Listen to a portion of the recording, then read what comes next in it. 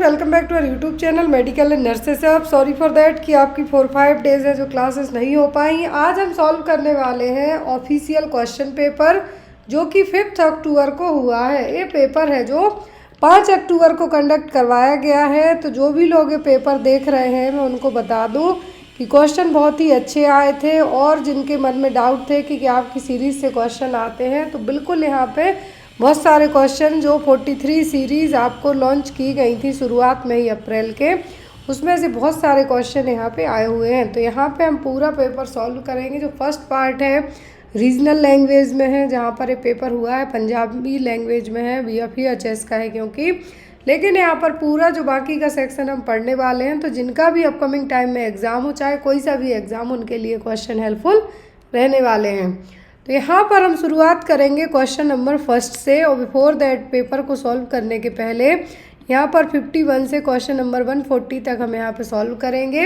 एक और चीज़, जो भी लोग बुक्स ऑर्डर करना चाहते हैं, अभी बीच में आउट ऑफ स्टॉक बुक हो गई थी, बट आपको अगेन फ्लिपकार्ट पर भी बुक हैं जो शो हो रही होंगी और साथ में डायरेक्ट भी आप लोग बुक ऑर्डर कर सकते हैं। जो लोग डायरेक्ट में बुक ऑर्डर करते हैं उनको बुक्स बहुत ही चीप प्राइस में अवेलेबल करवाई जाती हैं।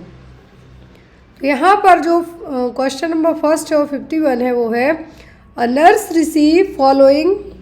क्वेश्चन नंबर 51 और हम यहाँ पे इसको फर्स्ट से कंसीडर कर सकते हैं। तो यहाँ पे क्वेश्चन में है आपको a nurse receive following 4 patient at train accident site, list the order in which she will care the patient from first to last. यहाँ पर आपका ये प्रायोरिटी बेस्ड क्वेश्चन है। प्रायोरिटी का मतलब प्राथमिकता किसको दी जाएगी। यहाँ पर ट्रेन एक्सीडेंट साइट पर जो पेशेंट मिले हैं, 4 तरीके के पेशेंट हैं, यहाँ पर 4 पेशेंट हैं। तो यहाँ पर इन 4 पेशेंट में पहले केयर किसको देंगे। अपर एक्सट्रीमिटी फ्रैक्चर वाले को, unresponsive patient with penetrating head wound, sucking the chest wound, stable abdominal wound without evidence of significant haemorrhage. तो यहाँ पे आपकी प्रायोरिटी आप कौन से मरीज को देंगे, सबसे पहले आप किस मरीज को चेक करेंगे। तो यहाँ पर फर्स्ट आपकी प्रायोरिटी क्या होगा, एक्सट्रीमिटी फ्रैक्चर वाला तो नहीं होगा, इसको आप बाद में भी देख सकते हैं। क्या कर सकते हैं आप, इसको बाद में भी देख सकते हैं। तो यहाँ पर आपका जो फर्स्ट प्रायोरिटी होगी वो क्या होगी, सकिंग चेस्ट वुंड। क्या होगा, सकिंग चेस्ट वुंड, मतलब यहाँ पे आपका आएगा फर्स्ट में थर्ड वाला। तो अब यहाँ पे आपको इस तरीके से जब ऑप्शन आते हैं, जो 4 दिए हैं, इन 4 में से प्रायोरिटी किसको देंगे, तो यहाँ पर आपका A और B तो वैसे ही ये कैंसिल हो जाएंगे। अब फिर आप दूसरी प्रायोरिटी किसको देंगे, दूसरे पे आपका क्या रहेगा, एक्सट्रीमिटी फ्रैक्चर वाले को आप बाद में देख सकते हैं। यहाँ पर जो unresponsive patient with penetrating head wound है, अनरिस्पॉन्सिव का मतलब है मरीज क्या है, रिस्पॉन्ड नहीं कर रहा है, साथ में हेड में भी कुछ उसको बहुत है जो सीवियर इंजरी हुई है। तो यहाँ पे आप इसको लास्ट में कर सकते हैं। लास्ट में क्यों, क्योंकि मरीज ऑनली क्या है, सीधा अनरिस्पॉन्सिव है। फिर आपका यहाँ पे आपके थर्ड नंबर पे क्या आ जाएगा, अपर एक्सट्रीमिटी वाला। तो यहाँ पे आपका ये जो सेकंड है वो किस में जाएगा, फोर्थ में। अब बचता है आपका कि सेकंड नंबर पर कौन सा आएगा, तो वो होगा stable abdominal wound without evidence of significant haemorrhage. तो यहाँ पे आपकी प्रायोरिटी क्या बनती है, पहला चेस्ट वुंड वाला, क्या है, सकिंग चेस्ट वुंड वाला। दूसरी प्रायोरिटी आपकी बनती है स्टेबल और abdominal wound without evidence of haemorrhage के। फिर तीसरी प्रायोरिटी आपकी क्या बनेगी, फ्रैक्चर वाला। लास्ट में आपकी प्रायोरिटी बनती है अनरिस्पॉन्सिव पेशेंट, क्योंकि यहाँ पे फर्स्ट टू लास्ट की बात की गई है। सबसे पहले आप किसको देखेंगे जिसकी बचा सकते हैं आप, तो वो होगा 3 4 1 2, दैट मीन्स 3 4 1 2। 3 4 1 2 आपका है ऑप्शन नंबर सी में। क्लियर। तो इस तरीके से जब भी आपको क्वेश्चन आते हैं तो आपको थोड़ा केयरफुल होके क्वेश्चन को ध्यान से पढ़ना होगा। आपको a nurse is caring for a patient with epilepsy who is in seizure to provide a safe environment for the patient at this time, the nurse plans to following except। Question में देखिए यहाँ पे as a nurse है जो क्या कर रही है, केयर कर रही है पेशेंट को, एपिलेप्सी वाले को जिसको सीजर आए हुए हैं रिसेंट में ही, मतलब who is in seizure, epilepsy वाले मरीज को सीजर्स आते ही आते हैं। तो यहाँ पर उसको सेफ इन्वायरमेंट प्रोवाइड करने के लिए इस टाइम पर सभी चीज़ें करेगी किसी एक को छोड़कर। Place the patient on one side with head flexed forward, observe the seizure activity, raise the side rails, restrain the patient. यहाँ पे एज अ नर्स आपको क्या नहीं करना है। फर्स्ट थिंग, जब भी मरीज को सीजर्स आते हैं तो साइडलाइन पोजीशन दी जाती है ताकि जो भी माउथ से म्यूकस वगैरह आ रहा है उसको एस्पिरेट ना कर पाए, तो ये आपको करना है। सीजर्स मॉनिटर करना है कितने टाइम तक हैं, किस तरीके के आ रहे हैं। साइड रेल्स आपको क्या करना है, बढ़ाना है ताकि मरीज़ बेड से गिर ना पाए, इंजरी ना हो। यहाँ पर पेशेंट को बांधना नहीं है, रिस्ट्रेन द पेशेंट आपको नहीं करना है। इवन जो पेशेंट यदि इनके सीजर आते हैं तो उसके कपड़े लूज़ कर देने हैं और साथ ही साथ जो भी विंडो वगैरह उनको ओपन कर देना है, इंजरी से उसको बचाना है। मुंह में उस दौरान कुछ भी खाने पीने का नहीं डालना है। साइड लाइन पोजीशन है जो मरीज को दे देनी है ताकि किसी भी तरीके का जो म्यूकस वगैरह मुंह से आता है वो एस्पिरेट ना हो पाए। तो एक्सेप्ट करके आपका क्वेश्चन कि एक्सेप्ट क्या करेंगे आप, मतलब क्या नहीं करना है उस दौरान, तो आपको पेशेंट को रिस्ट्रेन नहीं करना है। A person has a lower extremity crush injury due to run over by moving the vehicle with symptom related to compartment syndrome would the patient likely report at affected extremity। तो यहाँ पर यदि किसी मरीज को क्रश इंजरी हुई है किसके कारण, व्हीकल को बाय द व्हीकल के द्वारा, तो यहाँ पर उसको कंपार्टमेंट सिंड्रोम के साइन क्या होंगे, red warm oedema, pain paraesthesia pallor, cool cyanosis flexion contracture, या फिर चेस्ट पेन डिस्निया टैकीकार्डिया।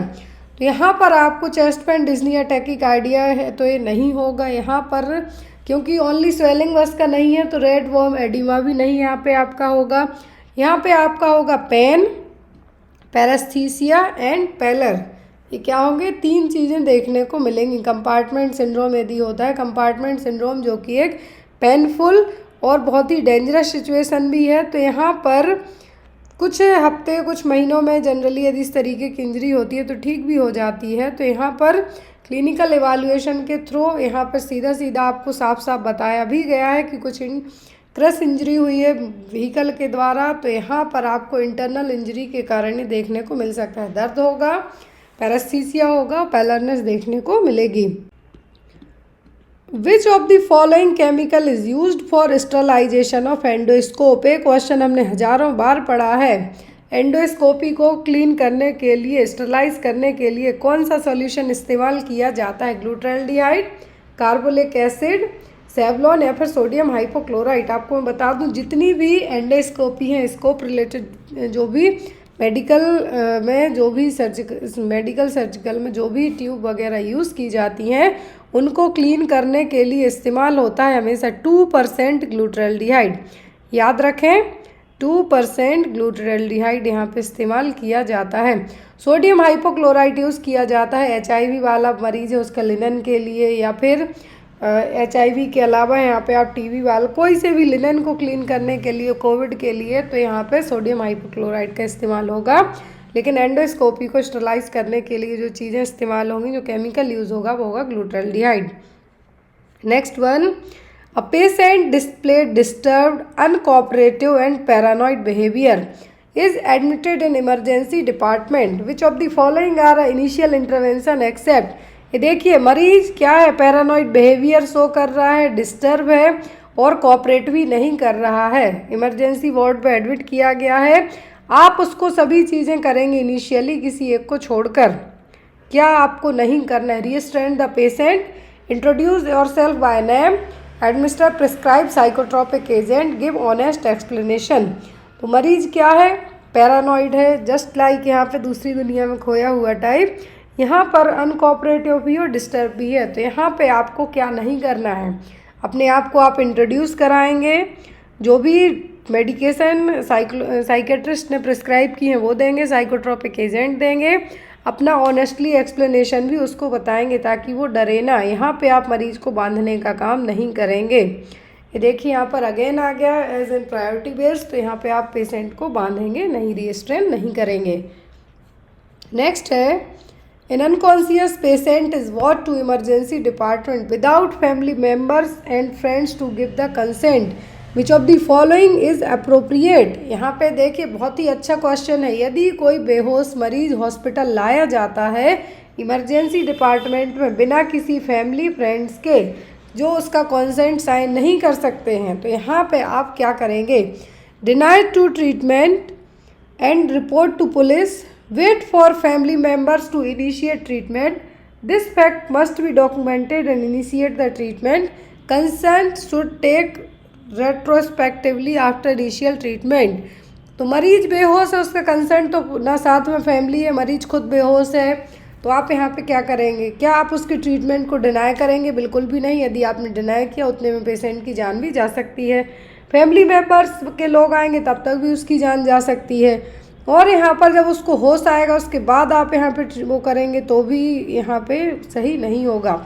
यहाँ पे आपको क्या करना है कि ये चीज़ आपको डॉक्यूमेंट करनी है और साथ में ट्रीटमेंट को स्टार्ट करना है। The fact must be documented and initiate the treatment. बिना देर किए सभी चीज़ों को नोट डाउन करके, रिकॉर्ड करके, डॉक्यूमेंटेशन करके मरीज का क्या करना है, हमें ट्रीटमेंट स्टार्ट करना होगा। Next one is a patient involved in a house fire is experiencing respiratory distress and carbon monoxide poisoning, which of the following is reliable finding to assess the hypoxia. Hypoxia का मतलब होता है हमारे शरीर में, हमारे शरीर के जो भी टिश्यू हैं उनमें ऑक्सीजन की कमी हो जाना। अब यहाँ पर घर में आग लगी हुई है, सबको पता है, दम घुटना नॉर्मल सी बात है, carbon monoxide poisoning, respiratory distress तो फील कर ही रहा है, तो यहाँ पे क्या होगा, पल्स ऑक्सीमेट्री फाइंडिंग से पता चलेगा, स्किन कलर फाइंडिंग से, स्पुटम कार्बन लेवल से, या फिर सीरम कार्बोक्सी हीमोग्लोबिन लेवल से। किस चीज़ से प्रॉपरली पता चलेगा कि मरीज को कार्बन मोनोऑक्साइड पॉइजनिंग हुई है? तो यहाँ पर हाइपोक्सिया की फाइंडिंग के लिए, मतलब टिश्यू में ऑक्सीजन की कमी हो रही है, तो वो पता चलेगा सीरम कार्बोक्सी हीमोग्लोबिन लेवल से। किससे? सीरम कार्बोक्सी हीमोग्लोबिन लेवल से। ऑक्सीजन की कमी होगी बट मोनोऑक्साइड का लेवल बढ़ा हुआ है, तो टिश्यूज़ हैं जो यहाँ पे क्या रहेंगे, टिश्यूज़ डेथ होने के चांसेस भी बन सकते हैं, बट यहाँ पे हाइपोक्सिया की कंडीशन हुई, मतलब ऑक्सीजन की कमी हुई है, तो वो पता चलेगा किससे, सीरम कार्बोक्सी हीमोग्लोबिन लेवल से। Next one is a nurse in the emergency department receive a patient with blood pressure 180 by 120 mm of Hg.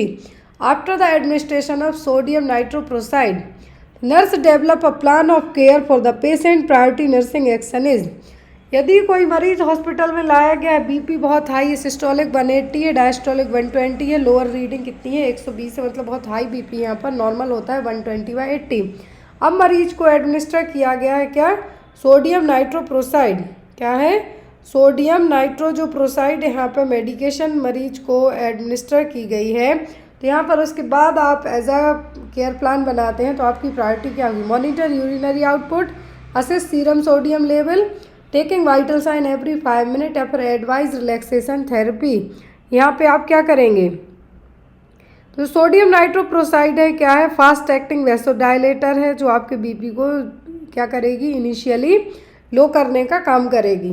क्या होगी, सोडियम नाइट्रोप्रोसाइड क्या है, वैसोडाइलेटर है, जो भी वेसल्स हैं उनको रिलैक्स करने का काम करेगी। यहाँ पर जब यहाँ पर जो पेशेंट के लिए क्या है, पेशेंट के लिए सोडियम नाइट्रोप्रोसाइड एडमिनिस्टर किया जाएगा, तो आपकी प्रायोरिटी होगी कि उसके वाइटल साइन को हर 5 मिनट में आप चेक कीजिएगा। क्या करना है आपको, उसकी वाइटल साइन एवरी 5 मिनट में चेक करना है, क्योंकि ये जो मेडिकेशन यहाँ पे दी जा रही है ये फास्ट एक्टिंग वैसोडाइलेटर है। याद रखिए क्या है, फास्ट एक्टिंग वैसोडाइलेटर है, तो यहाँ पे आपको हर 5 मिनट में मॉनिटर है जो वाइटल साइन है जो चेक करने हैं। Which pharmacological agent would nurse anticipate to treat a patient who ingested pesticide. यहाँ पे देखिए यूनिवर्सल जो एक एंटीडोट कंसीडर होता है, वैसे ही यहाँ पे कहा है यदि किसी मरीज ने ऑर्गेनोफॉस्फेट इनहेल कर लिया, इंजेस्ट कर लिया, खा लिया है, तो एज अ फार्माकोलॉजिकल एजेंट, मतलब यहाँ पे एंटीडोट क्या दिया जाएगा, एट्रोपिन, निमोडिपिन, प्रोटामाइन सल्फेट होता है, पोटामाइन नहीं होता है, डोब्यूटामाइन। क्या यहाँ पे आप उसको देंगे यदि पेशेंट ने ऑर्गेनोफॉस्फोरस और पेस्टिसाइड्स हैं जो खा लिए हैं तब, तो ऐसे केस में दिया जाता है एट्रोपिन। ऑर्गेनोफॉस्फेट का जो एंटीडोट है वो क्या है, एट्रोपिन। याद रखिए यहाँ पे डायरेक्टली एंटीडोट ही पूछा गया और कुछ नहीं ऐसा यहाँ पे पूछा गया है कि ऑर्गेनोफॉस्फेट या फिर जो पेस्टिसाइड्स खाए हैं तो उसके बाद जो एज एन एंटीडोट, मतलब इसके इफेक्ट को कम करने के लिए दिया जाएगा, वो क्या होगा, वो होगा एट्रोपिन। फिर है which of the following test is use for assess the refractive error. तो रिफ्रैक्टिव एरर के लिए कौन सा टेस्ट यहाँ पे किया जाता है, Snellen chart, tonometry, Rinne test या फिर इश्तिहारा टेस्ट, कौन सा टेस्ट यहाँ पे किया जाता है। तो रिफ्रैक्टिव एरर को चेक करने के लिए होता है स्नेलन चार्ट, कौन सा, स्नेलन चार्ट। कलर ब्लाइंडनेस के लिए होता है इश्तिहारा चार्ट। टोनोमीटर यूज़ किया जाता है ऑक्यूलर प्रेशर को चेक करने के लिए। टोनोमीटर किसके लिए होता है, जो इंट्रा ऑक्यूलर प्रेशर उसको चेक करने के लिए। रिने और बेवर टेस्ट ईयर के लिए किए जाते हैं। ये किसके लिए होते हैं, रिने और बेवर ईयर के लिए। तो यहाँ पे आपका आंसर क्या होगा, स्नेलन चार्ट। क्या होगा, स्नेलन चार्ट है जो रिफ्रैक्टिव एरर को चेक करने के लिए यूज़ किए जाएंगे। इश्तिहारा चार्ट पूछे तो कलर ब्लाइंडनेस के लिए होता है। टोनोमेट्री पूछे तो ऑक्यूलर जो प्रेशर होता है, हमारी आंखों का प्रेशर होता है, जैसे CSF होता है, सॉरी इंट्रा क्रेनियल प्रेशर होता है, वैसे ही इंट्रा ऑक्यूलर प्रेशर है, उसको मॉनिटर करने के लिए टोनोमीटर यूज़ किया जाएगा। फिर यहाँ पर when patient is sorting to determine the priority of their health care needs, which of the following match is true regarding triage category and colour code might have been assigned. यहाँ पे देखिए आपको priority based आपने colour code पढ़े हैं ट्रियाज में। तो यहाँ पर जो 4 कलर हैं, ग्रीन, येलो, ब्लैक, रेड। अब यहाँ पर ग्रीन, येलो, ब्लैक, रेड हैं, तो सही कैटेगरी यहाँ पर कौन सी है, immediate green, delay yellow, minimal black या फिर एक्सपेक्टेंट रेड, कौन सा यहाँ पे आपका सही है। तो यहाँ पर ग्रीन का मतलब होता है मिनिमल, तो वो तो इमीडिएट वाला तो नहीं हो, इमीडिएटली पड़ता है रेड पे, इस पे जाएगा रेड पे। यहाँ पे सही होगा येलो, मतलब आप इसको OPD में ट्रीट करने लायक कंडीशन है या फिर बाद में भी इसको देख सकते हैं। बेसिक है जो एब्रेशन वगैरह हुए हैं, लेस्ट्रेशन बस हुआ है, तो ये क्या होगा, मिनिमल ब्लैक। ब्लैक मतलब तो यहाँ पे पेशेंट की डेथ ही चली गई, सॉरी पेशेंट की यहाँ पे जान ही चली गई है, तो यहाँ पे ब्लैक वाले में तो लास्ट में आप यहाँ पे प्रायोरिटी देंगे। डिले कर सकते हैं येलो को, इमीडिएट वाला आएगा आपका रेड में, तो यहाँ पे आपका आंसर क्या होगा, delayed. Next one, the nurse ensures that which of the following is positive before the insertion of arterial line in radial artery. तो रेडियल आर्टरी में यदि आर्ट्रियल जो लाइन है एडमिनिस्टर की जानी, इंसर्ट की जानी है, तो यहाँ पर कौन सा टेस्ट पहले किया जाता है, वुल्स टेस्ट, बेविंस्की रिफ्लेक्स, चौबोस्टिक साइन या फिर एलन टेस्ट। देखिए कितना सिंपल सा क्वेश्चन है। तो आर्ट्रियल लाइन इंसर्ट करने के पहले जो टेस्ट किया जाएगा वो होता है एलन टेस्ट। क्या है, एलन टेस्ट।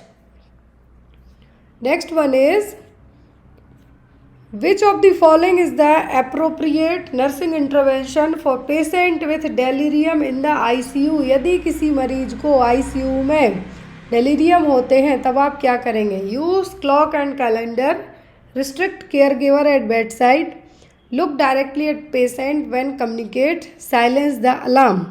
क्या करना है, यदि किसी मरीज को डेलीरियम हो रहा है, मतलब भूल रहा है वो बार बार चीज़ों को, तो यहाँ पे आपको क्लॉक और कैलेंडर का इस्तेमाल करना है। क्या है, क्लॉक और कैलेंडर का इस्तेमाल करना है। यहाँ पे बेड साइड किसी को भी जो केयर गिवर है उनको परमानेंट वहाँ पे आप चीज़ें बताने के लिए तो नहीं कह सकते हैं, ना ही आप पेशेंट को, यहाँ पे आपको पेशेंट को कम्युनिकेट करना है डायरेक्टली। बट यहाँ पे आपका डेलीरियम वाला मरीज है, ऑलरेडी बहुत ज़्यादा कंफ्यूजिंग है, तो यहाँ पे आपको क्लॉक और कैलेंडर का इस्तेमाल करना होगा। Next one, where should nurse attempt to perform a pulse check in an adult during cardiopulmonary resuscitation. यदि मरीज को CPR देना है तो आप पल्स कहाँ पे चेक करेंगे, रेडियल, ब्रैकियल, डॉर्सैलिस पेडिस या फिर कैरोटिड आर्टरी। बहुत ही सिंपल सा क्वेश्चन है। CPR देने के पहले जो आप चेक करते हैं पल्स, वो होती है कैरोटिड आर्टरी। कौन सी, कैरोटिड आर्टरी नेक के पास में। Next one, a nurse has a prescription to obtain a central venous pressure of a patient, where the nurse should locate transducer to get 0 point और फ्लेवोस्टैटिक एक्सेस।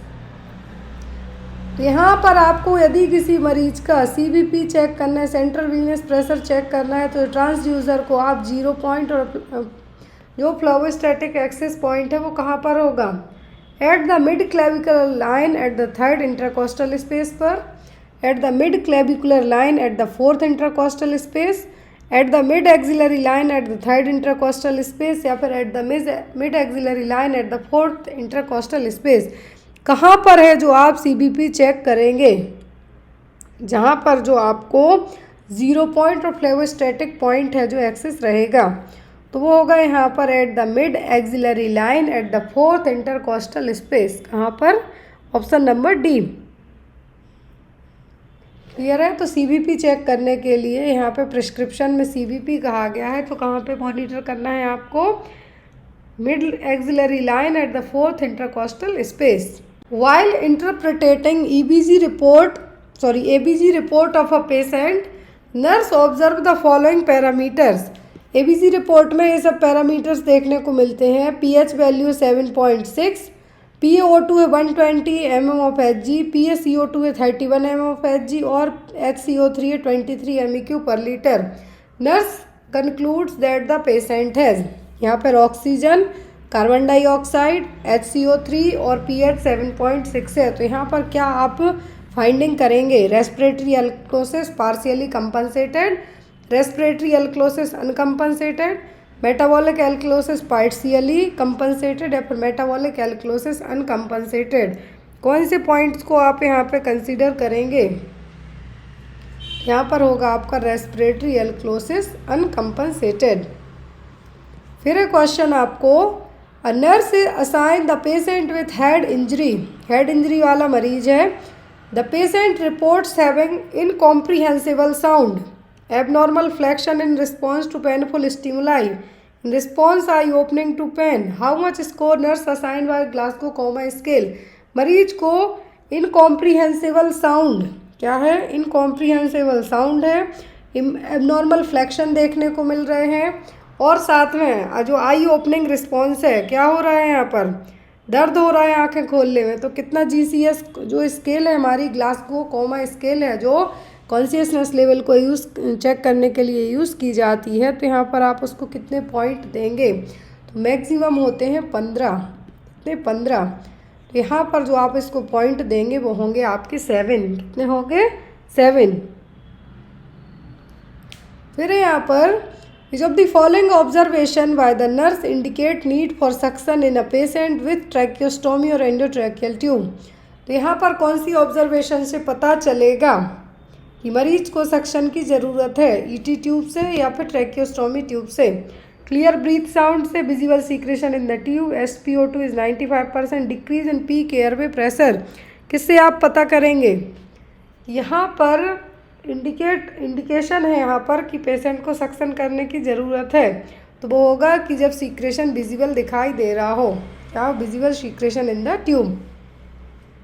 फिर यहाँ पर the nurse suspect that a patient who had a spinal cord injury is developing neurogenic shock. Nurse assess for which clinical manifestation of this complication. सीधा सा सवाल है, neurogenic shock के sign क्या हैं? Hypotension, tachycardia, cool and moist skin, hypotension, tachycardia and dry warm skin, hypotension, bradycardia and cool moist skin, या फिर hypotension, bradycardia and dry warm skin. First thing आप याद रखिए, यहाँ पे याद रखिए, न्यूरोजेनिक शॉक में पूछा गया है, तो शॉक के केस में हमेशा BP लो होता है। क्या है? BP लो होता है, पल्स रेट भी डाउन होती है, और स्किन कैसी होती है? ड्राई देखने को मिलेगी। तो यहाँ पे आप किसको मार्क कर सकते हैं? आप मार्क कर सकते हैं ऑप्शन नंबर डी को, क्योंकि हाइपोटेंशन है, ब्रेडिकार्डिया है और ड्राई वार्म स्किन है जो देखने को मिल रही है। Next one, calculate appropriate mean arterial pressure based on the following data. Heart rate 85, BP 110/65, central venous pressure 12, intracranial pressure 15, respiratory rate 25, minute volume 10.5 litre पर मिनट। तो यहाँ पर जो मीन आर्टेरियल प्रेशर कैलकुलेट करना है, तो मीन आर्टेरियल जो pressure calculate करने के लिए यहाँ पे कहा गया है, तो कितना मीन आर्टेरियल प्रेशर आपका निकल के आएगा? कितना निकल के आएगा आपका यहाँ पर? तो आप यदि इसको कैलकुलेट करेंगे तो 80 निकल के आएगा। जो मीन आर्टेरियल प्रेशर है, इसका आप फॉर्मूला यूज़ करके क्या कर सकते हैं? यहाँ पे इसको निकाल सकते हैं। तो मीन आर्टेरियल प्रेशर को निकालने के लिए क्या किया जाता है?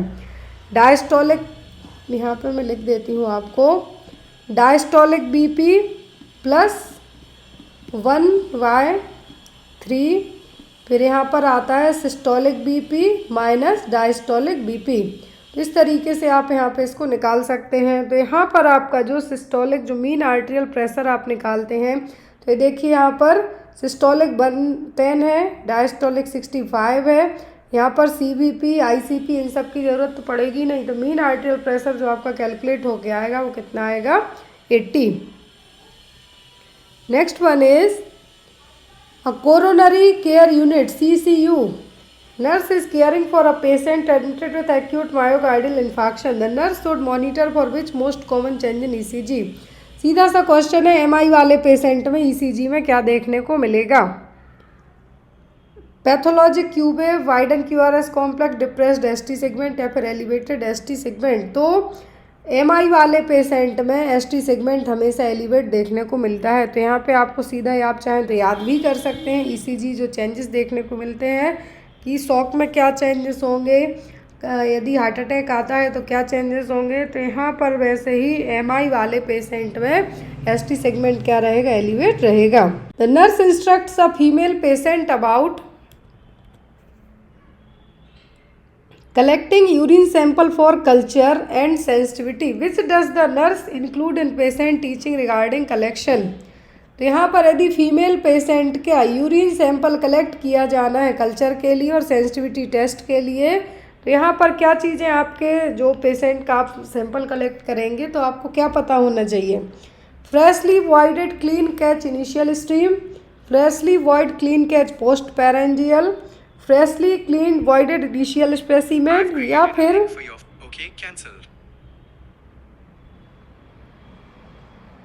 या फिर आप freshly clean voided initial specimen या फिर freshly clean voided midstream, क्या यहाँ पे आप कलेक्ट करेंगे। आपको कौन सा सैंपल कलेक्ट करना है, कल्चर के लिए भी साथ में सेंसिटिविटी के लिए भी। तो यहाँ पर आपको फ्रेशली क्लीनली वॉइडेड और मिड स्ट्रीम स्पेसिमेन कलेक्ट करना है, किसके लिए, कल्चर के लिए, इसके लिए कल्चर टेस्ट के लिए और सेंसिटिविटी के लिए। तो यहाँ पे आपका आंसर क्या होगा, D. Next one, which of the following urine qualitative test is use for glucose in urine. यदि यूरिन में ग्लूकोज है तो कौन सा टेस्ट किया, रोथरा, सल्फोसैलिसिलिक एसिड, बेनेडिक्ट या फिर बेंजीन टेस्ट। दो टेस्ट जनरली आपको आते हैं, एक तो होता है ग्लूकोज को फाइंड आउट करने के लिए। तो यहाँ पर जो यदि यूरिन में ग्लूकोज है तो जो टेस्ट किया जाता है वो होता है बेनेडिक्ट टेस्ट। कौन सा, Benedict test. Next one is, a nurse is preparing a patient with tuberculosis meningitis for lumbar puncture. The nurse plans to place the patient in which position? मरीज को मेनिंजाइटिस, ट्यूबरक्लोसिस मेनिंजाइटिस है तो यहाँ पर lumbar puncture किया जाना है तो कौन सी पोजीशन देंगे। Place on his head side with his knee straight and flexed, head flexed, place on his side with his knee straight and head flexed, place on his side with his knee drown up and head extended, या फिर place on his side with his knee drawn up and head flexed. आपने तीन type की position पढ़ी है spinal tap के लिए, lumbar puncture के लिए। एक होता है सी शेप पोजीशन, एक होता है लाई डाउन पोजीशन। तो यहाँ पर आपको कौन सी पोजीशन अपने पेशेंट के लिए बताना है, तो वो होगी place on his side with his knee drown up and head flexed. घुटने अंदर को करना है, लाइक इस तरीके से सी शेप ऑफ पोजीशन में आपको अपने पेशेंट को बिठाना है। Next one, a patient is suspected for hairy cell leukaemia and planned for bone marrow aspiration. Which of the following site is used for bone marrow aspiration. तो bone marrow aspiration के लिए कौन सी site यहाँ पे use की जाएगी, sternum, scaphoid, clavicle या फिर रिब्स। कहाँ पर है जो बोन मैरो ट्रांसप्लांटेशन है जो किया जाएगा यदि मरीज को हेयरी सेल ल्यूकेमिया है जो लग रहा है कि उसको होने के चांसेस हैं, तो बोन मैरो एस्पिरेट कराएगा जब पता चलेगा क्योंकि इसी से, तो वो साइट होगी स्टर्नम। क्या होगी, sternum. Next one, the leadership style in which a nurse manager believe that she can do a better job than his employer. यहाँ पे सीधा सा क्वेश्चन है, मैनेजर अपने जो लोअर लेवल पे काम करने वाले हैं उनको कोई भी तरीके से अथॉरिटी नहीं देगा तो वो कौन सी लीडरशिप स्टाइल होगी। डेमोक्रेटिक, ऑटोक्रेटिक, फ्री रेन या फिर सर्वेंट लीडरशिप। ये कौन सी लीडरशिप स्टाइल होती है, मैंने आपको ये कई बार पढ़ाया भी है। तो ये कहलाती है ऑटोक्रेटिक लीडरशिप स्टाइल। मैनेजर को लगता है कि उसके सभी डिसीजन सही हैं, वो उनके एम्प्लॉय उससे अच्छा काम नहीं कर सकते हैं। तो यहाँ पर आपका आंसर क्या होगा, ऑटोक्रेटिक। यदि हाँ मैनेजर को लगता है कि उसके जो लोअर लेवल पे काम कर रहे जो एम्प्लॉयज़ हैं वो अच्छा काम कर सकते हैं, तो वो क्या कहलाता है यहाँ पर, डेमोक्रेटिक। बट यहाँ पर उसको लगता है only he can do the better job और she can do the better job. तो यहाँ पर वो क्या होगा, ऑटोक्रेटिक लीडरशिप स्टाइल। फिर यहाँ पर in which type of patient care delivery method nurse assumes 24 hour responsibility for planning the care of patient from admission to discharge. तो किस तरीके की पेशेंट केयर डिलीवरी मेथड है जिसमें 24 घंटे क्या 24 आवर है जो पेशेंट को एडमिशन से लेकर डिस्चार्ज तक केयर प्रोवाइड की जाएगी। Total patient care, functional nursing, modular nursing या फिर प्राइमरी नर्सिंग। तो ये केयर कहलाती है प्राइमरी नर्सिंग केयर। कौन सी, प्राइमरी नर्सिंग केयर। फिर है chief nursing officer orient her newly recruited ward in charge that 5 staff nurse will directly report to her. This refers to which of the following principle of management। तो यहाँ पर chief nursing officer की यहाँ पर क्या हुई है, chief nursing officer एक ओरिएंटेशन के लिए यदि जाती हैं तो उसके जो न्यूली रिक्रूटेड वार्ड इंचार्ज हैं जिसमें 5 स्टाफ नर्स हैं वो डायरेक्टली उसको आके रिपोर्ट करती हैं। तो एक किस तरीके का मैनेजमेंट का प्रिंसिपल है, centrality, unity of command, span of control या फिर स्प्रेड दी क्रोप। कौन सा कहलाएगा ये कहलाता है स्पैन ऑफ कंट्रोल, क्योंकि उसके पास आके जो भी 5 न्यू हायरिंग हुई हैं, रिक्रूटमेंट हुई हैं, वो आके उसको क्या करेगी, पूरी चीज़ें बताएंगी कि आज क्या क्या हुआ है, किस तरीके से केयर की गई किस मरीज की। तो वो कहलाता है span of control. Manager plans to measure prevalence of pressure sore to measure the quality of hospital care which of the following type of nursing audit she uses. Question देखिए यहाँ पर एज अ नर्स मैनेजर है, pressure sores वाले जो नए और पुराने case हैं उन दोनों को क्या कर रही है, मेज़र कर रही है, काउंटिंग कर रही है। तो हॉस्पिटल ने किस तरीके से केयर प्रोवाइड की वो सभी चीज़ें यहाँ पे कलेक्ट करती है डेटा। तो वो किस तरीके का ऑडिट यूज़ कर रही, benchmarking, process audit, structure audit या फिर आउटकम ऑडिट, किस तरीके का ऑडिट यहाँ पे किया जा रहा है। तो देखिए नए पुराने केस को यहाँ पे इकट्ठा करके पूरी चीज़ें चेक की जा रही हैं। तो वो क्या होगा, आउटकम ऑडिट, किस तरीके की केयर प्रोवाइड की गई है उसके हॉस्पिटल में, तो क्या होगा, आउटकम ऑडिट, क्या रिजल्ट निकल के आए हैं वो। फिर यहाँ पर a female patient is scheduled for episiotomy, nurse discuss with the patient that the goal of procedure is to. यहाँ पे देखिए फीमेल पेशेंट की यदि एपिजियोटॉमी की जाती है सेकेंड स्टेज ऑफ लेबर में, इसमें सेकेंड स्टेज ऑफ लेबर में क्राउनिंग के दौरान। तो यहाँ पर आप अपने पेशेंट को क्या बताएंगे कि ये एपिजियोटॉमी क्यों की जानी है। Facilitate delivery of baby, reduce labour pain, dilatation of cervix, karate the endometrium. Simple सा है, बेबी का हेड साइज बड़ा होगा, जो वेजाइनल एरिया है क्या होगा, कम साइज कम होगी, तो उसको बेबी का हेड इजीली बाहर आ जाए उसके लिए एपिजियोटॉमी परफॉर्म की जाएगी। तो आप यहाँ पे सिंपल क्या बता सकते हैं, facilitate delivery of the baby. Next one, antibodies are produced in body by. तो एंटीबॉडीज़ किसके थ्रू प्रोड्यूस होती हैं, B lymphocyte, T NK cells या मोनोसाइट्स से। तो ये होती हैं किससे, बी लिम्फोसाइट से। फिर यहाँ पर The nurse is preparing the patient for total hip replacement. Which of the following information should the nurse include in post-operative care? यदि मरीज की टोटल हिप रिप्लेसमेंट सर्जरी की गई है तो आफ्टर द सर्जरी क्या केयर की जाएगी। Abduction the leg, flexion of leg less than 90 degree, affected leg should turn inward, knee should be above than the hip. क्या यहाँ पे आप अपने पेशेंट को सलाह देंगे कि यदि टोटल हिप रिप्लेसमेंट सर्जरी हुई है तो आफ्टर द सर्जरी मतलब पोस्ट ऑपरेटिव केयर में एबडक्शन द लेग्स यहाँ पे आपकी केयर में इंक्लूड किए जाएंगे। फिर है which of the following instrument is designed to facilitate visualisation of the operative field while preventing trauma और टू द सराउंडिंग टिश्यू।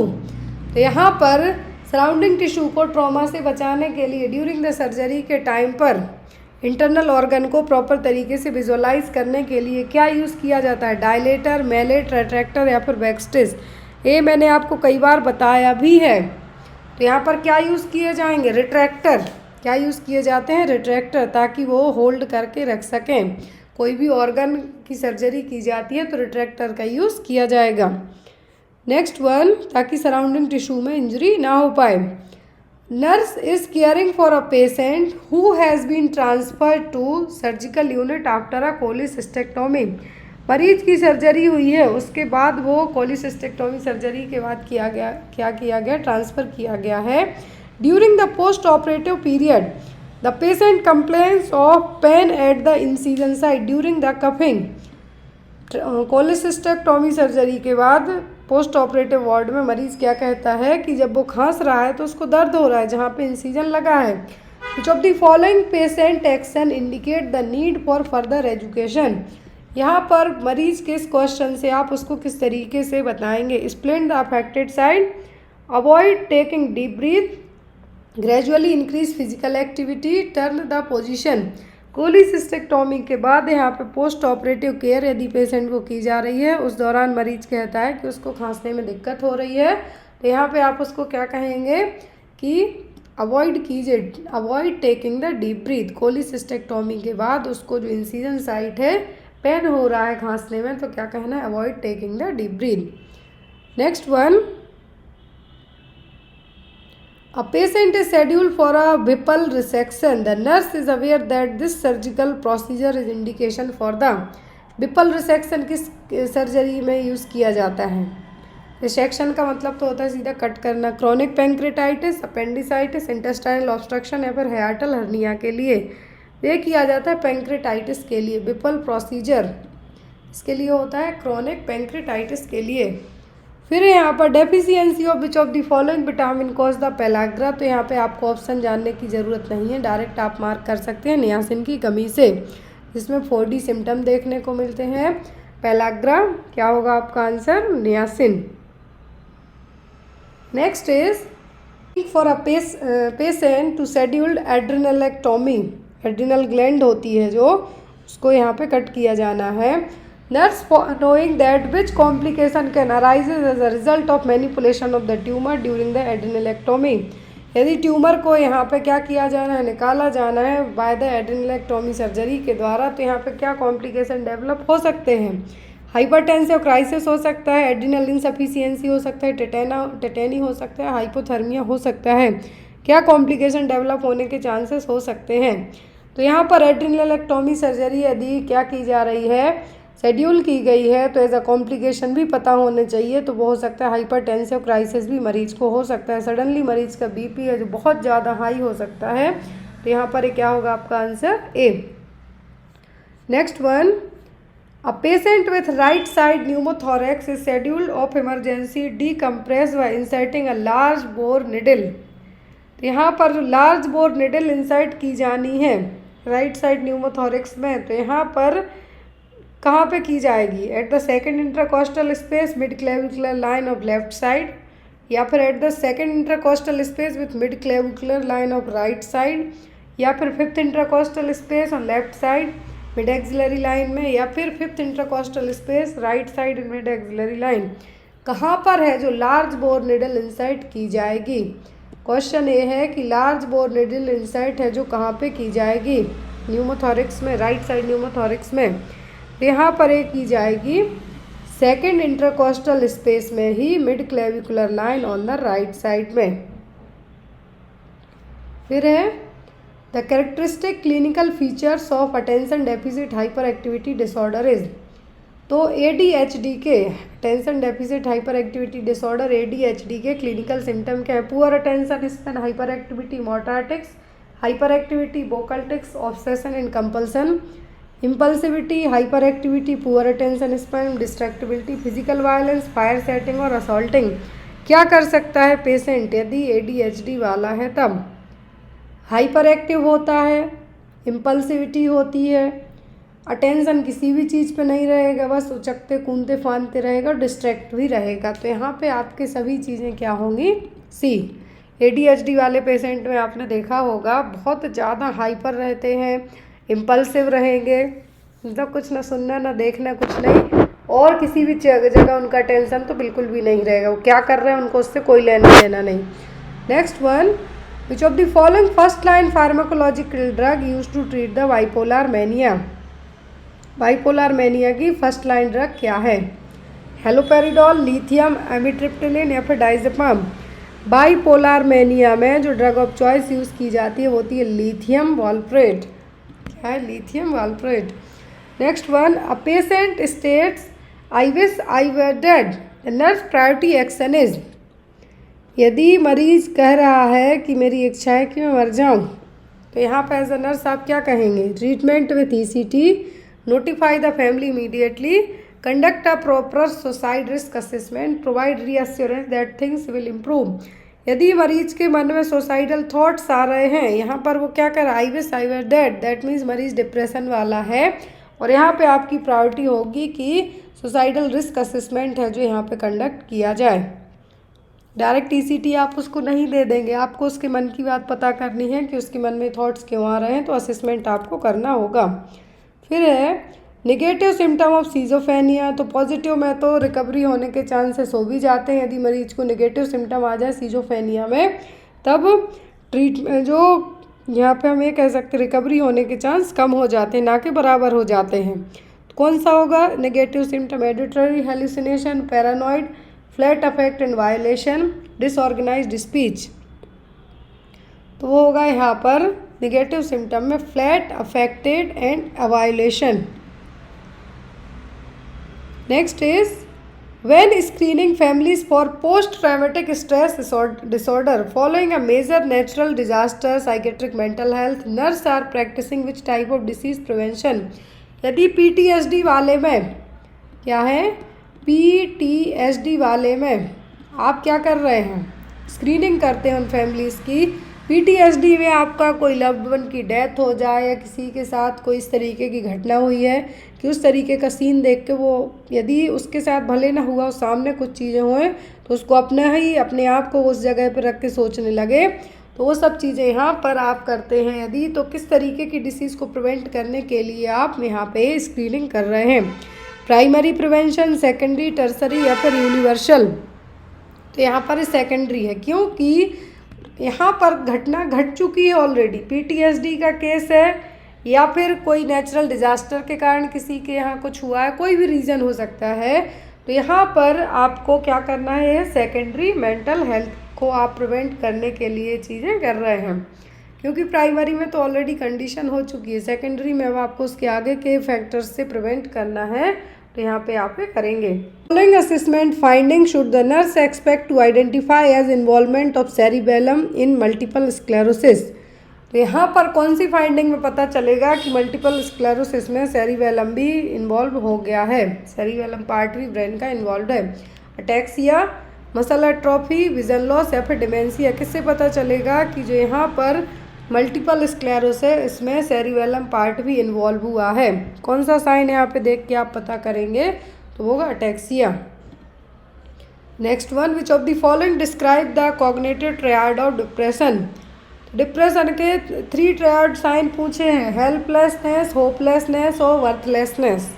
ये 3 चीज़ें होती हैं, ना कुछ करने की इच्छा, ना किसी से हेल्प लेने की इच्छा, और अपने आप को वर्थलेस फील करना कि वो आप किसी काम के नहीं हैं। तो वो सब चीज़ें होती हैं किसमें? होपलेसनेस, वर्थलेसनेस और हेल्पलेसनेस। ये तीनों कॉग्निटिव ट्रायड सिम्टम कंसीडर किए जाते हैं डिप्रेशन के। Next one, a perception that occurs when a sensory stimulus is present but is incorrectly perceived and misinterpreted is known as। तो ऐसा परसेप्शन जिसमें क्या है? प्रेजेंट है, सेंसरी स्टिमुलस प्रेजेंट है, बट उसको अलग तरीके से आपने रिसीव किया है कि रस्सी को सांप समझ लिया, काइंड ऑफ दिस। तो यहाँ पर क्या है? क्योंकि वहाँ पे रस्सी ऑलरेडी डली हुई है, मतलब यहाँ पे चीज़ें हैं लेकिन वो सही नहीं है, तो क्या हेलुसिनेशन है, डिल्यूजन है, इल्यूजन है, नियोलॉगिज्म है। तो ये क्या कहलाएगा? ये कहलाता है illusion. Next one, which of the following is most appropriate nursing intervention for a patient with obsessive compulsive disorder during hospital stay. तो यहाँ पर कौन से यहाँ पे सिम्टम बताएंगे कि मरीज को ओसीडी वाला जो पेशेंट है यहाँ पर हॉस्पिटल स्टे में, क्या चीज़ें बताएंगे? Acknowledge the ritualistic behaviour each time and point out that it is inappropriate, allow the patient to carry out the ritualistic behaviour since it is helping them, collaborate with patient to reduce the amount of time they engage in ritualistic behavior, ignore the ritualistic behavior and the behavior will be eliminated due to lack of reinforcement। किससे आप मरीज, किस तरीके से आप उसकी help कर सकते हैं? यदि मरीज को ऑब्सेसिव कंपल्सिव डिसऑर्डर है हॉस्पिटल में, तब आप पेशेंट को collaborate with the patient to reduce the amount of time they engage in ritualistic behaviour. OCD वाले पेशेंट में होता क्या है, उनको लगेगा कि ये रूम गंदा है, उनको फील हो रहा है, उन्होंने जस्ट क्लीनिंग की है, देन अगेन वो वही काम करने लगेंगे। तो आप मरीज के साथ कोलाबरेट कीजिए, बात कीजिए और उसको समझाने की कोशिश कीजिए। फिर यहाँ पर विच of the following muscle is use for intramuscular injection in the infant. तो इन्फेंट में आईएम इंजेक्शन कहाँ पे लगाया जाता है? वास्टस लैटरलिस, गैस्ट्रोएनिमियस, फ्लेक्सर हेलनस या फिर पेक्टोरलिस मेजर में। बहुत इजी सा क्वेश्चन है। तो इन्फेंट में जो आईएम इंजेक्शन लगता है वो लगता है वास्टस लैटरलिस मसल में। फिर है all of the following are describing nephrotic syndrome except, nephrotic syndrome के साइन सब हैं किसी एक को छोड़कर। हाइपोएल्बुमिनिया, हाइपोलिपिडीमिया, एडिमा, प्रोटीन्यूरिया सब होंगे किसी एक को छोड़कर। ये यहाँ पर होता है हाइपर, क्या होगा? हाइपर, हाइपो नहीं होता है, तो यहाँ पे आपका आंसर क्या होगा? हाइपोलिपिडीमिया। प्रोटीन्यूरिया होगा, एडिमा होगा, हाइपोएल्बुमिनिया होगा, हाइपरलिपिडीमिया होगा, बट हाइपो नहीं होगा। Next one, the most common cause of maternal morbidity in India is. Bharat में मैटरनल मॉर्बिडिटी के, मैटरनल डेथ का सबसे बड़ा रीज़न होता है हेमरेज। क्या होता है? ब्लीडिंग और हेमरेज। अब वो इंट्रापार्टम हो सकता है, पोस्टपार्टम हो सकता है। मोस्ट ऑफ दी केस में पीपीएच होने के चांसेस ज़्यादा होते हैं, बट यहाँ पे कंक्लूड किया जाता है किसके लिए? हेमरेज के लिए। Next one, the Oedipus complex is associated which psychosexual stage. तो जो ऑडिपल कॉम्प्लेक्स है किस स्टेज में रहेगा? ओरल, एनल, फैलिक या फिर जेनाइटल में। ऑडिपल जो कॉम्प्लेक्स है यहाँ पर, ऑडिपल कॉम्प्लेक्स किस स्टेज में देखने को मिलता है? मिलता है फैलिक स्टेज में। किसमें? फैलिक स्टेज में। Closes at which age? तो एंटीरियर फॉन्टेनल कब क्लोज होते हैं? Between 6 to 12 month, between 12 to 18 month, between 18 to 24 month या फिर between 24 to 30 month. Anterior fontanelle और पोस्टीरियर फॉन्टेनल एग्जाम में आते हैं, तो एंटीरियर बाद में क्लोज होते हैं, पोस्टीरियर 1.5 महीने की उम्र में बच्चों में क्लोज हो जाते हैं, बट एंटीरियर 18 महीने से 24 महीने तक, मतलब 1.5 साल से 2 साल तक का टाइम है जो ये ले लेते हैं। तो यहाँ पे आपका आंसर क्या होगा? Between 18 to 24 month. Next one, birth weight quadruple by, मतलब 4 गुना कब हो जाता है? डबल होता है 5 महीने में, ट्रिपल होता है 1 साल में, तो क्वाड्रिपल कब हो जाएगा? क्वाड्रिपल होता है 2 साल में, 4 गुना। फिर है यहाँ पर the nurse leads an adolescent health information group, मतलब 10 से 19 साल तक के यहाँ पे बच्चे, यहाँ पे एडोलेसेंट इंक्लूड किए गए हैं। Which often expand into other areas of discussion, she knows that these youths are trying to find out who they are and discussion often focus on which direction they want to take in school and life as well as peer relationship according to Erikson. This stage is known as, सीधा सा question है, adolescent stage में Ericsson की जो theory है वो कौन सा यहाँ पर कौन सा एरिक्सन की कौन सी स्टेज होगी? है initiative versus role confusion, adolescent rebellion, career experimentation, या फिर तो यहाँ पर उनके मन में क्या, हु दे आर, वो अपनी आइडेंटिटी को लेके क्वेश्चन कर रहे हैं, तो आइडेंटिटी वर्सेस रोल कन्फ्यूजन होगा एडोलेसेंट स्टेज में। यदि जो एडोलेसेंट एज ग्रुप है 10 से 19 साल तक का एज ग्रुप है, उनके मन में सवाल आ रहा है हु दे आर, तो एज पर एरिक्सन की थ्योरी के अकॉर्डिंग क्या होगा? Identity versus role confusion. फिर है which of the following is not a component of Apgar score, तो अपगार स्कोर में क्या चेक नहीं किया जाएगा? Respiratory rate, pulse, muscle tone या फिर स्किन कलर, क्या चेक नहीं होता है? तो यहाँ पर हार्ट रेट चेक होती है, हार्ट रेट होती है, यहाँ पर रेस्पिरेटरी रेट नहीं होगी, मसल टोन होगा, पल्स होगा, स्किन कलर होगा। Next one, a treatment plan for child with sickle cell anaemia will be include. यदि बच्चे को सिकल सेल एनीमिया है तो यहाँ पर क्या प्लान होगा? IV fluids to adequately hydrate, narcotic pain management when pain is severe, transfusion of RBC to correct anaemia, all of this. क्या यहाँ पे ट्रीटमेंट प्लान रहेगा? ये सभी चीज़ें की जाएंगी। Next one, when assessing a 12-year-old child, the nurse should keep in mind that it is most important to avoid the palpation of abdomen in which of the following condition। यदि 12 साल के बच्चे में आप पाल्पेशन करते हैं तो आपको पता होना चाहिए कि एब्डोमिनल पाल्पेशन में आपको अवॉइड करना है। किस केस में आपको एब्डोमिनल पाल्पेशन नहीं करना है? विल्म्स ट्यूमर, तो बच्चों में होने वाला किडनी का ट्यूमर है। स्प्लीनोमेगाली, इंग्वाइनल हर्निया, फिर कोलिसिस्टाइटिस। किस केस में आपको पाल्पेशन नहीं करना है? तो वो होगा विल्म्स ट्यूमर में। Next one, immediately on the arrival of premature baby to the neonatal intensive care unit, nurse should do which of the following. यदि प्रीमेच्योर बेबी बॉर्न हुआ है, न्यूनेटल ICU में लाया गया है, तो यहाँ पे आप क्या करेंगे? Take temperature rectally, examine for anomalies, check airway for patency, या फिर clean skin of vernix. Vernix आप बाद में भी क्लीन कर सकते हैं, तो यहाँ पे आपकी प्रायोरिटी होगी एयरवे पोटेंसी को चेक करना, क्योंकि बच्चा प्रीमेच्योर हुआ है। वर्निक्स बाद में क्लीन कर सकते हैं, एनामलीज भी आप बाद में चेक कर सकते हैं टेम्परेचर को यहाँ पे। तो यहाँ पे सबसे पहला होगा airway. Which of the following clinical assessment would most likely to demonstrate in severe hydration in children. यदि बच्चा सीवियरली डिहाइड्रेट है तो कौन सी साइन यहाँ पे दिखाई देंगे? पेल skin turgor, normal skin turgor, marked oliguria, normal blood pressure. Normal BP नहीं होगा, हाइपो हो जाएगा, मतलब BP लो होने लगेगा। यहाँ पर होगा मार्क्ड ओलिगोयूरिया।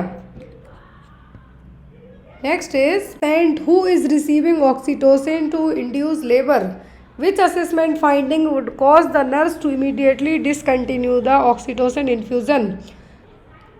लेबर को इंड्यूस करने के लिए ऑक्सीटोसिन और पिटोसिन है जो दिया जाता है। अब ऑक्सीटोसिन और पिटोसिन देते टाइम आपको कब है जो डिसकंटिन्यू करना, इमीडिएटली स्टॉप करना है? या जब पेशेंट को थकावट हो रही हो, ड्राउजीनेस हो रही हो, यूट्राइन हाइपर स्टिमुलेशन हो रहा हो, early declaration of fetal heart rate हो रहा हो, कब आपको इमीडिएटली स्टॉप करना है? तो यूट्रस रप्चर होने के चांसेस भी रहते हैं ऑक्सीटोसिन के कारण। तो यहाँ पर यूट्राइन हाइपर स्टिमुलेशन हो रहा है यदि, तो हमें उस दौरान इमीडिएटली क्या करना है? स्टॉप करना है। फिर जो the following is a presumptive sign of pregnancy, presumptive, probable, positive. तो प्रिजम्पटिव मतलब आप अज्यूम कर रहे हैं, एमनोरिया है, फीटल हार्ट बीट है, presence of HCG in blood, या फिर गॉर्डेल साइन। क्या होगा? FHR तो है जो फीटल हार्ट रेट है तो पॉजिटिव होगी, HCG भी नहीं होगा। प्रिज्यूम कर रहे हैं आप, तो वो कौन सा होगा? वो होगा amenorrhoea. Next one, which of the following test is not used as assessment tool for development dysplasia of the hip. कौन सा टेस्ट नहीं किया जाएगा डिस्प्लासिया ऑफ हिप को असिस्ट करने के लिए? Barlow test, McMurray test, Ortolani, Trendelenburg test. जो टेस्ट नहीं होगा उसका नाम पूछा है, बाकी सब होंगे। तो मैकमोरे टेस्ट नहीं होगा, बाकी बार्लो, ऑर्टोलनी तो किया ही जाता है, ट्रेंडलेनवर्क, लेकिन यहाँ पे मैकमोरे टेस्ट नहीं होगा। विच of the following is correct sequence in mechanism of labour. Mechanism of labour के जो स्टेप हैं वो कौन से सही सीक्वेंस होंगे? यहाँ पे मैं आपको इसका डायरेक्ट आंसर ही बताती हूँ ताकि आपको कन्फ्यूज़न ना हो। सबसे पहले होता है इंगेजमेंट। क्या होगा? Engagement, descent, flexion, internal rotation, extension, restitution, external rotation and expulsion. तो आपको ये याद रखना, इंगेजमेंट, EDFIR, ER, एक्सपल्शन। तो यहाँ पे आपको इंगेजमेंट मतलब बच्चा क्या होगा? जो प्यूबिक बोन है इंगेज्ड होगा, डिसेंट होगा, फ्लेक्शन होगा, इंटरनल रोटेशन होगा, एक्सटेंशन होगा, restitution, external rotation and expulsion. फिर है which among the following is characteristics of true labour. True labour में सर्वाइकल डायलेटेशन होगा, एफासमेंट भी होगा। एफासमेंट का मतलब सर्विक्स इतनी थिन हो जाएगी कि विजिबल नहीं होगी, कॉन्ट्रैक्शन आएंगे, फ्रिक्वेंसी भी बढ़ेगी, मतलब ये सभी होंगे। फिर premature separation of the placenta from the uterine wall after the 20th week of gestation is called. 20 हफ्ते की प्रेगनेंसी के बाद यदि प्लेसेंटा समय से पहले ही प्रीमेच्योरली सेपरेट हो रहा है तो ये क्या कहलाएगा, यूट्राइन वॉल से। Previa, abruption of placenta, vena cava syndrome या फिर प्लेसेंटा असर्टा क्या कहलाएगा, ये कहलाएगा आपका एब्रप्शन ऑफ प्लेसेंटा। क्या है, एब्रप्शन ऑफ प्लेसेंटा। एब्रप्शन का मतलब डिटैच होना स्टार्ट हुआ है। नेक्स्ट वन, प्रीविया का मतलब है तो लोअर साइड में आके लग जाएगा placenta. First of all fetal heart sound can be assessed, जो फीटल हार्ट साउंड है सबसे पहले किस हफ्ते में सुनाई देगा, between 2 to 3 week, 8 to 10, 10 to 12 या फिर 16 to 18 वीक्स। तो ये होता है 8 to 10 वीक्स में। First of all fetal heart sound should be assessed between 8 to 10 weeks of pregnancy. Fetoscope से 20 वीक्स में होगा, लेकिन यहाँ पे असिस्ट कब कर सकते हैं, 8 से 10 हफ्ते की प्रेगनेंसी में। Hydramnios refers to is a condition when amniotic fluid volume is less than. Oligohydramnios की कंडीशन में होता क्या है, एमनियोटिक फ्लूइड है जो AFI इंडेक्स से क्या हो जाता है, घट जाता है। अब एक टर्म प्रेगनेंसी में फ्लूइड वॉल्यूम कितना हो जाएगा, तब ओलिगोहाइड्रोमनियास कंसीडर किया जाएगा। 75 ml at term, 100 ml at term, 150 ml at term या फिर 200 ml एट टर्म। तो यहाँ पर जैसे जैसे प्रेगनेंसी, टर्म प्रेगनेंसी होती है 37 हफ्ते की, उस दौरान यदि एमनियोटिक फ्लूइड का लेवल हम बात करें तो नॉर्मली 700 to 800 ml के आसपास होता है। यदि जब 2000 ml से ज़्यादा चले जाए तो पॉलीहाइड्रोमनियास में कंसीडर होने लगता है, लेकिन यहाँ पर कहा गया है 500 ml से भी कम हो जाए। तो यहाँ पर 500 ml तो है नहीं, तो कितना होगा, 200 ml at term. Hormone responsible for ovulation, तो ओव्यूलेशन के लिए कौन से हार्मोन जिम्मेदार हैं, प्रोजेस्टेरॉन, एस्ट्रोजन, LH या फिर FSH। कौन से हार्मोन जिम्मेदार होंगे ओव्यूलेशन के लिए, तो वो होते हैं ल्यूटिनाइजिंग हार्मोन। कौन से, luteinising hormone. Next one, during a prenatal visit a patient tell you her last menstrual period LMP 10 June 2025 based on Naegele's rule when it is estimated due date of her baby. यहाँ पे देखिए as पर Naegele's rule के according 9 month plus 7 days, कब से, LMP से। LMP से 9 month मतलब 10 जून से जुलाई, अगस्त, सितंबर, अक्टूबर, नवंबर, दिसंबर, जनवरी, फरवरी, मार्च, मतलब क्या हो गया 10 मार्च प्लस साथ में 7 दिन और जोड़ दीजिए आप, कितना आएगा यहाँ पे 17 मार्च 2026। बहुत ईजी है निकालना। 10 जून है तो इसमें 9 महीने और 7 दिन और जोड़ दीजिए। LMP है जो 10 जून है उसमें 9 महीने जोड़िए और 7 दिन और जोड़िए, तो निकल के आएगी डेट, वो क्या होगी 17 मार्च 2026। फिर है at least how many antenatal care visit are recommended by WHO ANC model 2016 के अकॉर्डिंग कितनी एंटीनेटल विजिट एटलीस्ट करवानी चाहिए, 5, 6, 7 या फिर 8। कितनी विजिट एटलीस्ट है जो करवानी चाहिए, तो जो एंटीनेटल विजिट ज़रूरी हैं वो होती हैं टोटल 8। एक्चुअल में तो 4 होती हैं as per WHO, but ANC model 2016 के अकॉर्डिंग पूछिए तो 8 हो जाएंगे। Next one, which of the following grip is known as umbilical grip, तो अम्बलाइकल ग्रिप कौन सी है, फंडल, पावलिक, लेटरल या फिर पेल्विक ग्रिप। तो जो यहाँ पर अम्बलाइकल ग्रिप कहलाती है वो होती है lateral grip.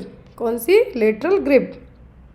Next one, which of the following is not a attribute of a professional, तो प्रोफेशनल्स की यहाँ पर क्या खासियत नहीं है, concern with quantity, self directed, committed to spirit of inquiry या फिर इंडिपेंडेंट। तो यहाँ पर क्या नहीं होगा, होगा concern with quantity. Next one, optimum level of fluoride in drinking water पर लीटर इज, तो जो पीने के पानी में फ्लोराइड का लेवल कितना होना चाहिए पर लीटर में, 0.5 mg, 1.5 mg, 2.5 mg या फिर 2.5 mg। कितना होना चाहिए, यहाँ पर 2.5 2 बार दे दिया है, कितना होना चाहिए, तो होना चाहिए 1.5 mg। Broad principle of mid day meal programme except, तो मिड डे मील प्रोग्राम के सभी प्रिंसिपल हैं किसी एक को छोड़कर। Substitute to the home diet, supply 1/3 of total energy, ये सही है। Half of protein needed, cost of meal should be reasonable low. तो मिड डे मील प्रोग्राम है इसका जो कॉस्ट है कम होना चाहिए, प्रोटीन की जो रिक्वायरमेंट है वो भी होना चाहिए। यहाँ पर जो नहीं होगा वो क्या होगा, substitute to the home diet. Next one, in the Indian diet the contribution to percentage of total energy that come from fat should be. तो हमारे भारतीय खाने के हिसाब से, इंडियन डाइट के हिसाब से पूरे खाने में फ़ैट का अमाउंट कितना होना चाहिए, कितने परसेंट फ़ैट है जो हम खाते हैं?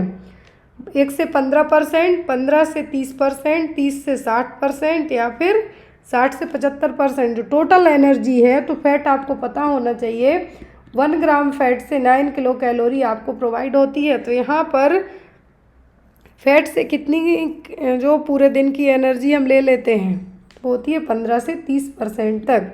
कितनी? 15 से 30% तक।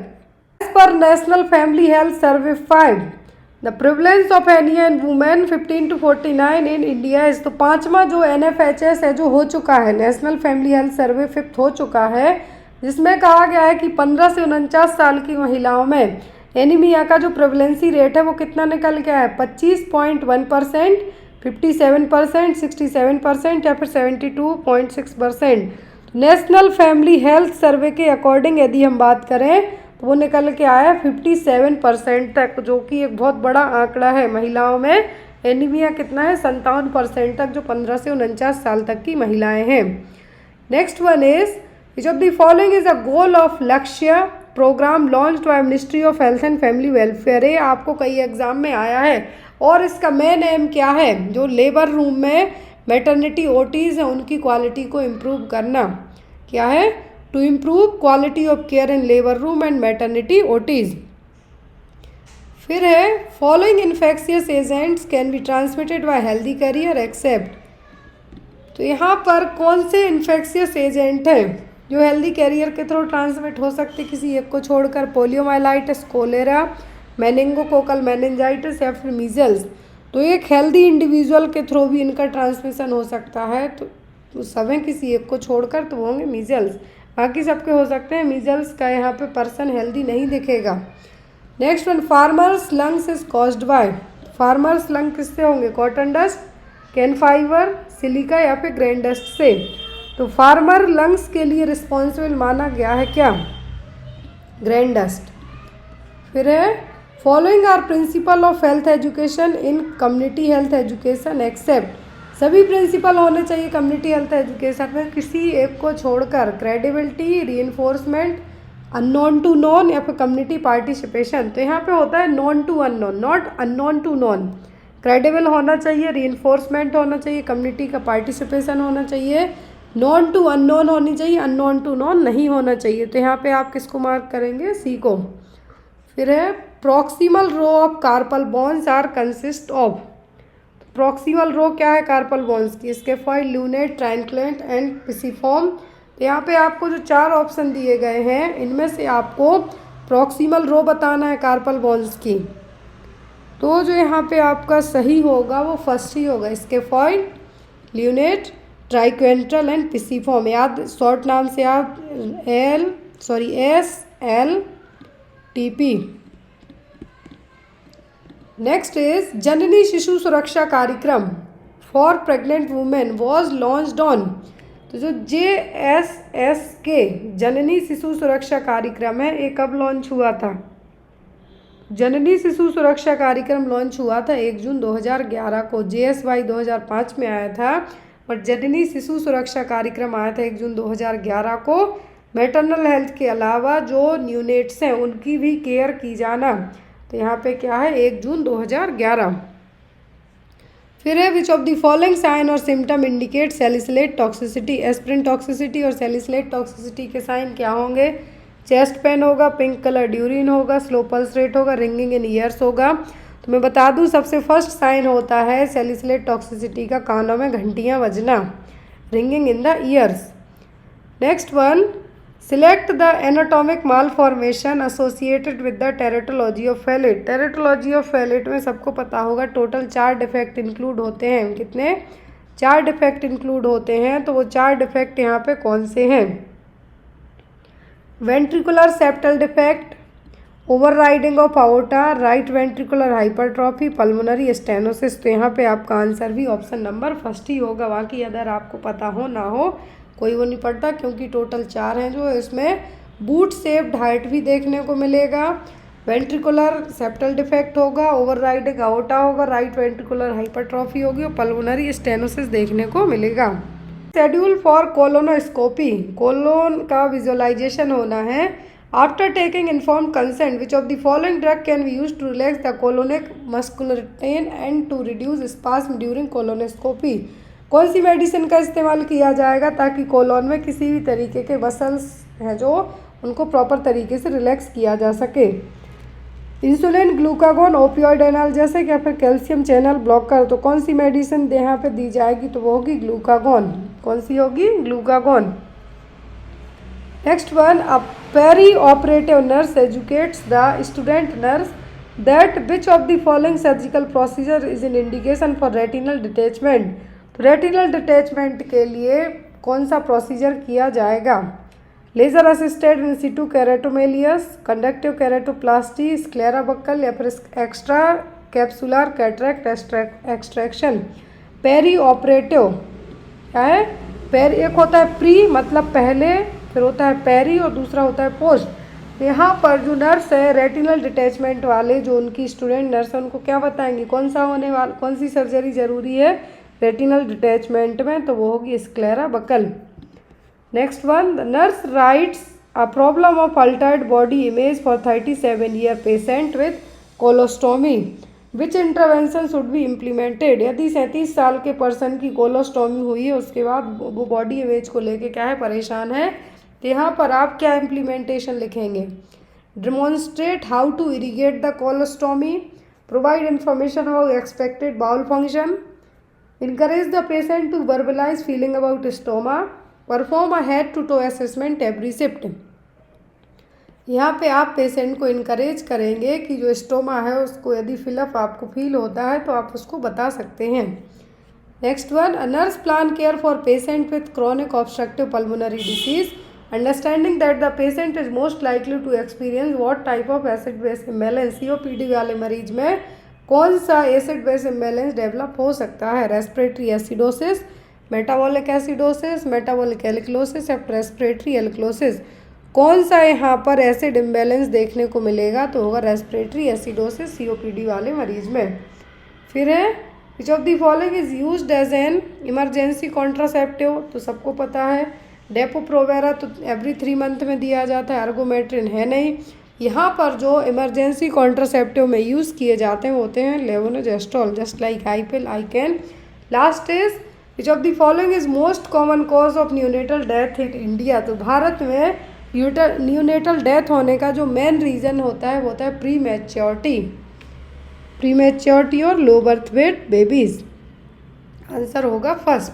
आई होप सो कि आपको ये पेपर अच्छा लगा हो। तो अब आप इस पेपर को ये मत समझिए कि ये पंजाब वालों के लिए, हरियाणा वालों के लिए इम्पोर्टेंट है, आप सभी नर्सिंग एग्ज़ाम्स के लिए इम्पोर्टेंट है। तो आप लोग इस पेपर को पूरा एज वॉच आउट कर सकते हैं। कोई भी डाउट हो तो आप कमेंट बॉक्स में पूछ सकते हैं बेझिझक होके। जो भी PDF मटेरियल है, जो भी स्टडी मटेरियल है, बुक्स हैं, आप उनको डायरेक्टली मेरे ऑफिशियल व्हाट्सएप नंबर के थ्रू ऑर्डर कर सकते हैं। Thank you for watching us. Bye bye, take care.